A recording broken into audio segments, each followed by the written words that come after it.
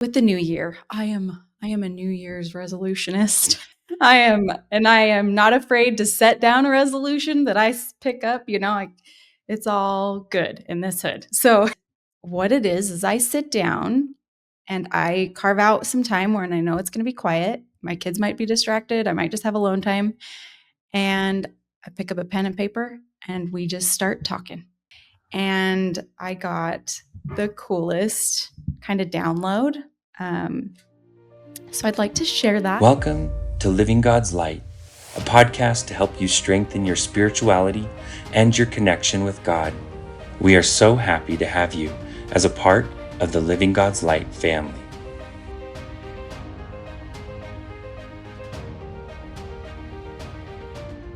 I was hoping that we could start today by just sending love and prayer to California.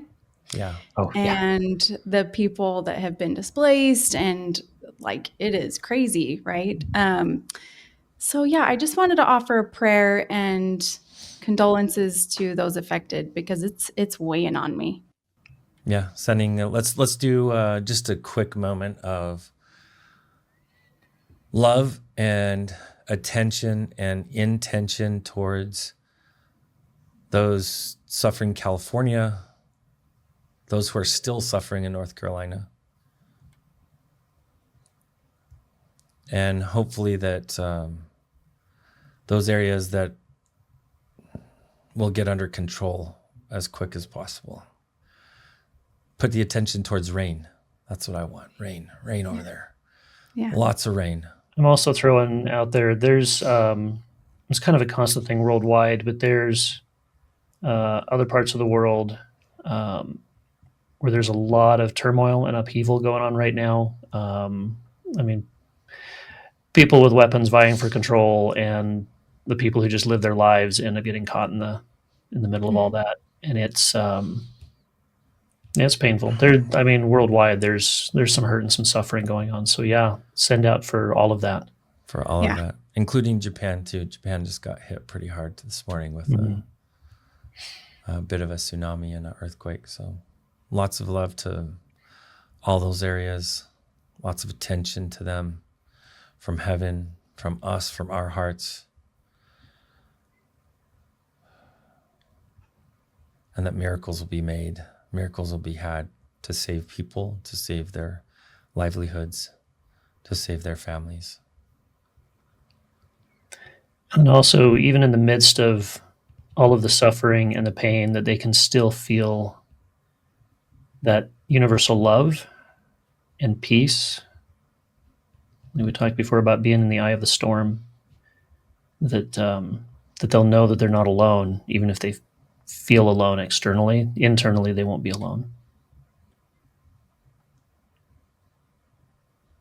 Yes, thank you. Thank you so much. Great attention, Alyssa. Thank you for bringing that. It's been weighing on me, and I believe in the power of numbers and prayers, and angels are listening, right? So thank you for giving that space. And what we are going to talk about today is listening to your own inner voice. And it can be very confusing for some people. So I really just want to kind of touch on how we do it, how we each individually listen to spirit, and how that shows up in our life and what that looks like for us. And I'll go first since it was kind of my topic idea. So recently I've started with the new year. I am a New Year's resolutionist. I am not afraid to set down a resolution that I pick up, it's all good in this hood. So this year though, I actually haven't set many, except I just want to start these. The only thing I know what to call them is sessions with God.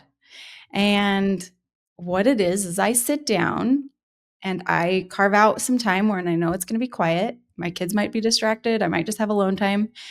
And I pick up a pen and paper and we just start talking, And first session, right out of the gate, I have no idea what to expect. I don't even know if it's going to be more of my mind thinking or if this is actually going to work. And I got the coolest kind of download. So I'd like to share that if that's okay. Please do.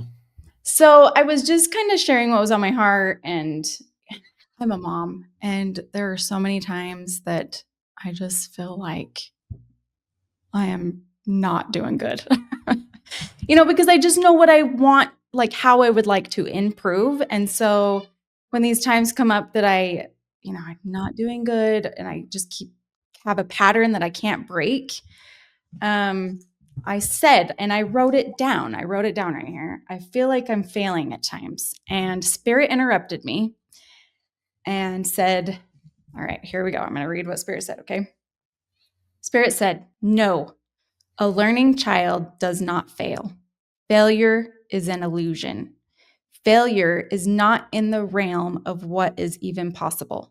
It is persistent effort and try again that leads to prosperity. Success is a blurred target that you will never hit the bullseye. Time and consistent effort are the path to your ultimate destination. You only fail when you stop trying. Some days, trying will be getting dressed and mustering up a smile when you don't feel like it. Other days, it will be climbing the unsurmountable mountain, only to get to the top and realize there is a bigger pass you could climb. Just keep going. And whoa. That's huge. That's huge for Oh everybody. my gosh. That's huge for everybody. Like, think about that. There's so much right into that, packed right into that. That success is a blurred target. That is so true. You know how many times I hear every day, well, I'll be happy once this happens. Then 2 years later, I'm still working with that same person, and we've worked through 20 of those this moments, and they don't allow themselves the recognition once they've achieved it, because now they've moved the target. They keep moving the target. Yeah. To me, the goal was never success. The goal was learning. So if we're learning, we have success, true success. Yeah. Yeah, I want to hold that. I will admit to you right now, I have a beautiful, blessed home, and I can drive 5 minutes away and go, my house is not as good, And then I have Wait, so you're human? oh my gosh. No, come on. Alyssa. I know. You have human moments? What's going on? I do. But but I get to choose, right? Do I want to stay there or go, no. What I have is everything I need. What I have is everything I need. And I'm happy in it. Choose to see the happy, right? So. Well, you point out something that I think it's something we all fall into.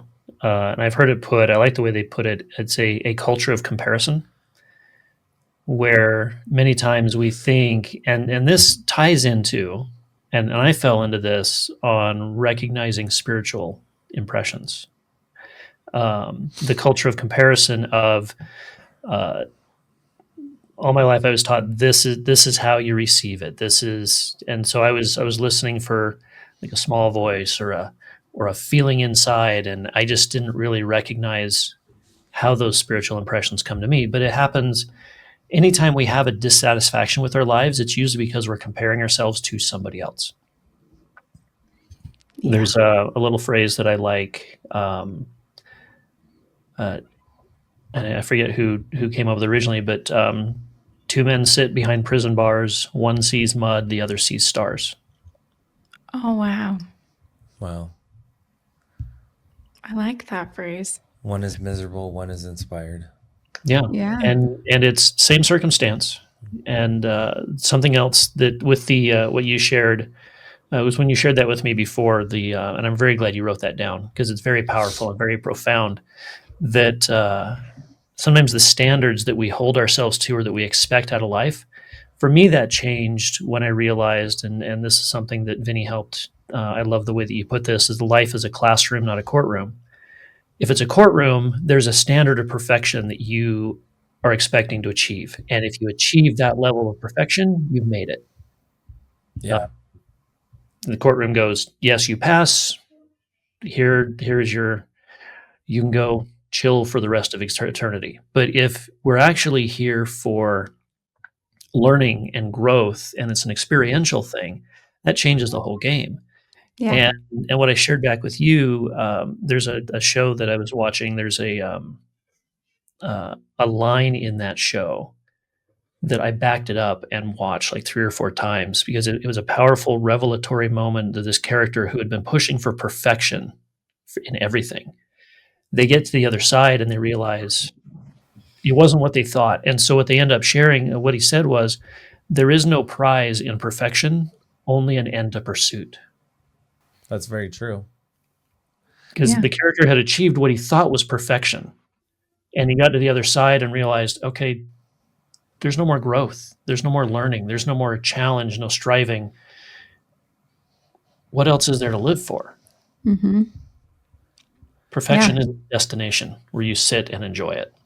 Yeah. And it's our thoughts that get us access to the stars versus the bars, right? Yeah. There was a podcast I was watching this weekend where a gentleman was in prison for drug dealing, and he was on a 40-year term. So he was in for 40 years, 40, okay? 4 decades ahead of him. He was in, he hit his 10% mark or some milestone of being in there just a couple of years. And he realized he now has this tremendous opportunity to change his mind about the world. So he set forth to change his mind and started putting good thoughts and only allowing good thoughts in his mind. And then a miracle happened. The police did something they never do. They went and retested the evidence or the drugs that he had had on him as a trafficker and found that 90% of it was fake. So they released him Whoa. as time served with 10% of his term on the books because the drugs he had were only 10% real. But look at the energy of that. He's serving a 40-year term. What does it serve the police to go out and do something like that? It doesn't, Yeah. right? It doesn't. Yeah. But one individual got inspired to do something inspirational. Mm-hmm. And it just happened to benefit him after he started changing his thoughts. So we don't have to be in that prison. We can be in this prison of the body, in this life, and we can choose to see those stars. And the hard part is find the stars of today. That's the hard part. Because they're there. Yeah. We just have to look. Yeah. Yeah. So what I'm curious about, and I can imagine, for somebody who doesn't really understand, like, how do I hear spirit? Like, am I hearing spirit or are these my thoughts? Like, I don't know the difference, How does one discern that? I know it's a question you get asked a lot, Vinny, but I do. I get asked that all the time. But specifically, how do you do it? Well, That's what I want to know. There's been times I'm driving down the road. Actually, I'll tell you, I was driving back from Phoenix last night, Phoenix to Vegas. Should be a 4.5 hour drive. With a 4-year-old, it's a 6-hour drive. And a testy bladder, 6-hour drive. So at the end of on my way, I noticed that I saw 2 red falcons. I saw 2 red hawks, 2 falcons, 2 ravens. Boom. Every couple of minutes, I'd see one. Every couple of minutes, another. And it was again and again and again.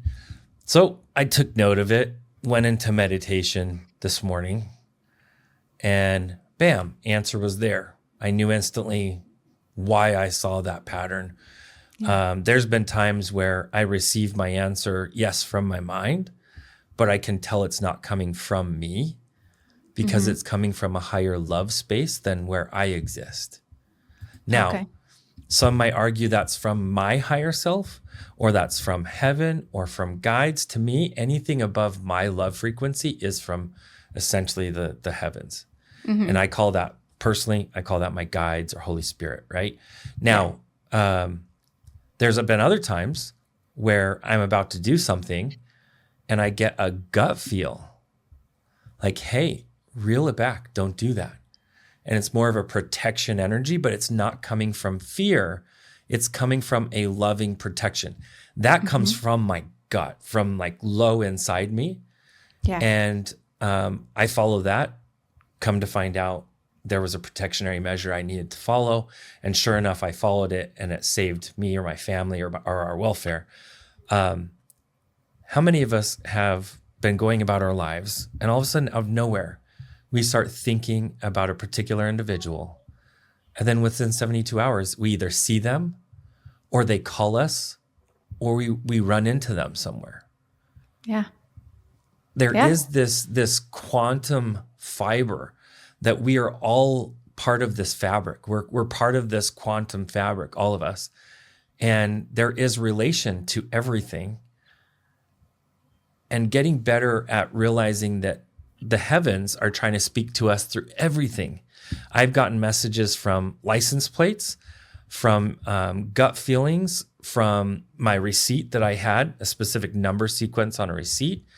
I've gotten it from beautiful insects that don't make sense. I was up in a high tower of a hotel, and I had a monarch butterfly come over to my window on like the 89th floor.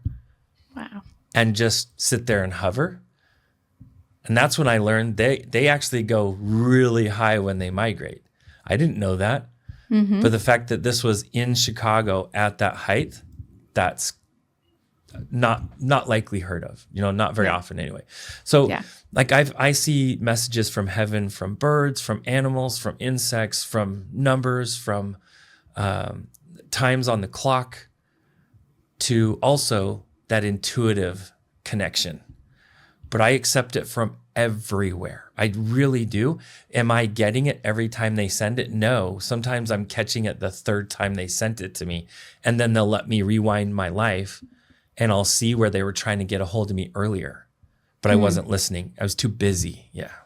So would you say that you have like an open curiosity all the time for it? Always. And the more playful and childlike I can be on it, the better access I have to it. Ooh, that's cool. And there's many masters who speak, Yeshua included, who speak about being like a child. Yeah. And that's where you get your greatest connection. That's super cool. I want to hear you, Lynn. I want to hear what your thoughts are on this. So I was just about to downplay my ability and everything else, and my team right now is like, seriously, you're still doing that? Is it that time of year? Just kidding. So I spent probably 30 years of my life thinking that I did not really get spiritual impressions. When I was younger, I had an experience where I thought I got an answer to something, and it turned out not working out that way, and so I doubted. From then I was like, oh, I must not. In retrospect, I have a better understanding that the answer I got, that there's a lot of complicated stuff. It would be tedious. I'm not even going to go down there. But I realize now in retrospect that the answer was more complicated than I wanted to make it. I like oversimplified the answer and said, okay, well, the answer is either A or B. I got the answer A, therefore A has to happen exactly the way that I envisioned it. And it did not go that way, and therefore I doubted. Is that a good way to put it? Yeah. Yeah. So what I did not realize is that I've been receiving and listening and acting on spiritual impressions my entire life. But the way that it comes to me is usually very subtle. Because what I've learned now actually, I should talk about this.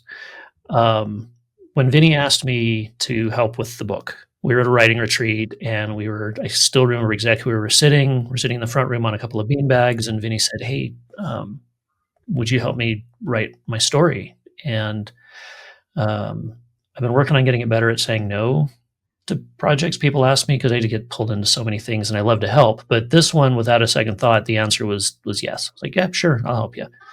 And then I was like, wait, where did that come from? But then I start helping him with the book, and I'm working on it, and I want to present Drake in a way that is very Drake. And it was after the book was done. It was with an editor. I had stepped away for a while, so I wasn't really in with the book. But just like a year later, we were at the same location talking about the book and Drake, and I felt his presence. Drake showed up, and this is the first time this had happened to me recognizing a presence from the other side. And I was like, "Hi." It's like, "Hey, since you guys were talking about the book and me, I just thought I'd stop by and say hi." And I'm like, "Well, hi." What I recognized in that moment, though, is the reason I knew it was Drake is because Drake had been with me the entire year working on the book. Mm-hmm. And my wife, she's been able to see the other side, and she's very spiritually sensitive. She told me after a while that she always knew when I was working on the book because my office felt different. There were different people there. But now, having this experience, now I knew what it felt like. And now I recognized my team in ways that I hadn't before. It took that experience of kind of having the switch. This is when somebody's there, this is when they're not. And then from that, I was able to start recognizing how that fits together. And so in a bigger sense, what I realize now, the reason I didn't recognize it, another thing I should mention, I feel like I'm all over the place, but Vinny told me very early on when we started talking about the book, he's like, I feel like I should tell you that you've been listening to spiritual impressions your whole life and just haven't recognized it. And I was like, well, that's kind of out of the blue, but I've since learned that's Vinny because he gets those spiritual impressions all the time. But now I recognize that the reason for that is because it's kind of like being in a flow is the way I describe it for me. Is if you were to try to have describe water to a fish, the fish would be like, I don't know what you're talking about. But if you pull a fish out of water, he's like, okay, I don't know what's going on, but something's different. It's kind of like that. I recognize when it's not there now. Mm-hmm. Yeah. But it's almost like a network that I'm plugged into, like a whole bunch of processors linked together. So I oftentimes don't know if the idea is mine or if it's theirs, but it's gotten where I don't really care. I don't try to sort out, is this me, is this them? It's all part of that heaven team. And as long as it's based in gratitude and love, it, like Vinny said, it's connected to heaven. It comes from God. If gratitude and love is wrapped up in there, why do I care if I'm the physical portion of that team doing the implementation on this side? There's a quote that I love, that there's no limit to the amount of good you can do if you don't care who gets the credit. Yes. Absolutely. Yeah, I love that. So I stopped caring who gets the credit. Is it me? Is it Spirit? We're just one big team trying to get the job done. Yeah. Sorry, I'm just thinking about taking that credit, and I have a hard time taking credit. Don't give it's not me. You know what though?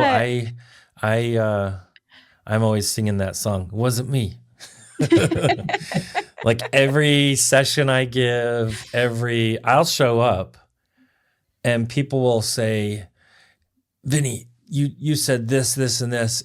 It all happened exactly how you said it. I'm like, well, let's do a little correction. How heaven sent it, how heaven said it. I can't take that credit. The speaker doesn't make the music. The music comes from that higher place. Yeah. And I'll tell you, it's awesome getting used to it. Kind of like just your speaking voice, right? Imagine your speaking voice where the frequency is that it exists. It resides. And think about hearing voices around you. You can tell when a voice comes from a higher frequency and a lower frequency, right? Well, the voice of the heart is just like that. You can tell when it comes from a higher love frequency and from a fear frequency. Yeah. Now, when it comes from a fear frequency, I try not to listen. In fact, I will take whatever that message is, give it to my spiritual team and say, hey, was this me? Was this you guys? I don't think it was you. It's coming from a fearful place. I'll say almost 100% of the time, that's not us. That's some other thing. And so I've tuned myself that I don't listen to those fearful messages as often, but we're still existing in these human bodies. So fear is a part of our existence. That's always going to be a part of our existence. So we have to learn how to exist here without being so influenced by the fear, but influenced by the smallest, most powerful influences, which are love, which are the love energies. Yeah. And I think tied to that is recognizing not only internally what that frequency is, but also the messages other people share externally. Yes. And be proactive instead of reactive to those messages. Because if you can look at it through that lens, and politics is a great example of this, much of the news, much of politics, they feed off of those lower frequencies, the fear and the comparisons and all of those things. That if you can recognize that's what you're receiving, you can put up that light shield of like, okay, I hear you, I'm taking the information, but I am not taking the energy that's coming with it. Yeah. It's pretty amazing in this life. You can send a loving message and only a small percentage will hear it. You can send a fearful message and people will tune in and stare.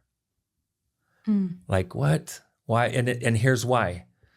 Our bodies are infatuated by fear because fear is what keeps the body alive. It's also why when you're driving down the street and you see a car accident, what do you want to do? You want to see, number one, how it happened, and you want to see number two, or number one, you want to see if it's anyone you know, but that maybe you can help them, or you want to see what happened. So your body can learn, don't do that. Don't do what they did. And it comes from that survival energy that's built into the body to help it to survive. But we don't have to let that rule it. That's something that will make you want to watch violent shows, kick on the news and leave it there all day. Because that's one thing they'll do is they'll keep that cycle of fear going through the cycle of news. They know that's what keeps you from changing the channel. Well, that's very true. And being a writer, that's one of the things that I learned early on is that when people read stories, they're looking for, how does this relate to me? What can I learn from this? And even fiction, some of life's greatest lessons come from fiction, but we're still reading it through the lens of, what can I learn from this? Even entertainment, people are looking for, how does this relate to me? Yep. Yeah. So the long answer is you get messages from everywhere. Everywhere. We are omni receivers of communication from spirit, from heaven. That reminds me of one thing that came to mind as you were talking about that is it's, and correct me if I'm wrong on this, but it's many times it's not so much the means of transmission, but it's the making us aware, breaking that normal routine so we've got that moment of pause to receive the actual message. Yes. Because I know many times, like you mentioned license plates, it's not like there was the message was not in the license plate, but the message in the license plate triggered that pause and reflection of what is the deeper message of what I'm seeing. No, it said on the license plate, Vinny, it's time to talk to heaven. I'm just kidding. No, it had a sequence, which I've learned over the years to communicate or to understand those sequence of numbers, what they mean energetically. But you're right, absolutely. It's like I had to be in a place where I'm just being present and observing all that's going on around me. There was one time I had a gal tell me that our Creator speaks to her by how many white cars she sees. And I jokingly said, there's no way heaven's going to speak to you by how many white cars you see. The very next day, as a joke, heaven had me drive away from my house and see 51 white cars in a row without any other color, all white, okay? Cars, trucks, SUVs, vans, even this like camper thing that was all pure white, not even a stripe of color on it. 51 vehicles, all white. That'll show you, Vinny, And it was like a loving like tip of the hat. Yeah, if that works for her, that works for you too, if you're willing to accept it. So I decided, yeah, you're right. Heaven's going to speak to us wherever we're ready. Now it's not like you can say, let's see, I need to see 35 blue cars tomorrow and 4 red ones. Then I'll accept your conditions, heaven. You know, we have to be just open and say, okay, here's what showed up. Is there a message there for you? And with your heart in the right place, you'll get the message. Yeah. And I think bottom line on that is whatever works for you is right. Right. Yes. So don't feel if you're getting a message different than somebody else, don't doubt it just because your message is different. Whatever works for you is right, and play with it, experiment, and just be open to receiving. I loved working on the book with Lynn because both of us communicate with our Creator differently and in beautiful ways, so that we could put a question to both of us. And then what would come out of our mouths was verbatim, the same exact words. And he's getting it from this direction. I'm getting it from this direction. I love that heaven can be so specific. It's giving you the exact words. Mm-hmm. Yeah, I love that. That heaven phenomenal. Meets you where you're ready to receive it. Yeah. Mm-hmm.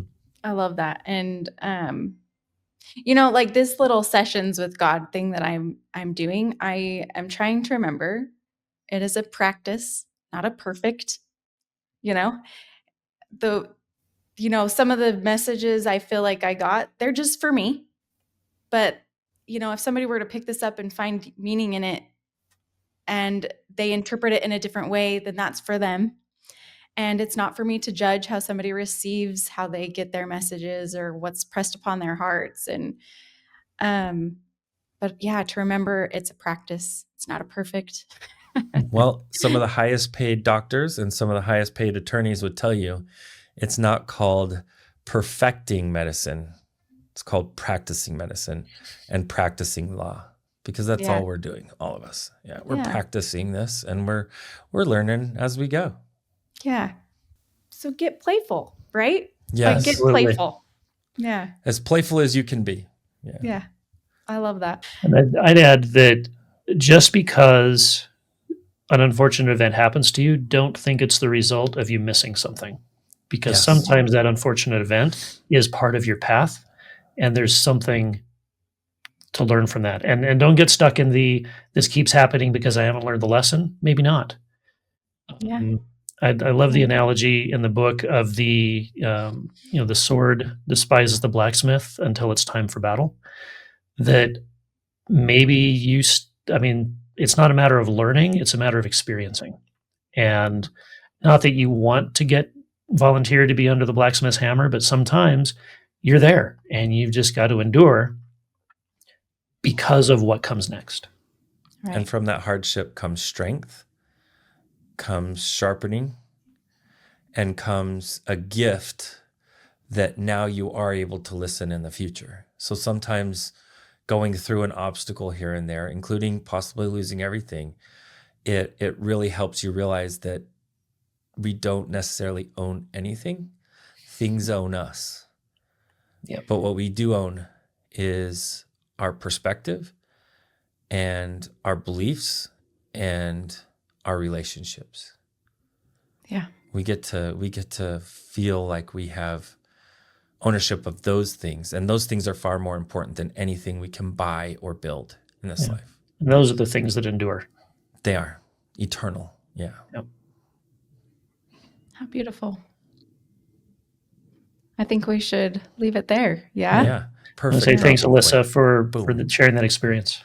Absolutely. Yeah. Absolutely. It's totally my pleasure. And I'm hoping to make it a weekly practice. And I did it last night again. And again, I am blown away. And I'll share one last thing if that's okay. Please. I was questioning, like, why are these wildfires happening? Because they were, again, weighing on my heart. And why is there bad, right? Like, just why is there bad? And this last quote that I'll leave that, I felt like Spirit gave me is, there is dark and there is light. If you focus on the dark, you will only see the dark. If you see the light, you will magnify the light and bring it forward and closer to you. So thank you, everybody, for being here, and we will see you next time.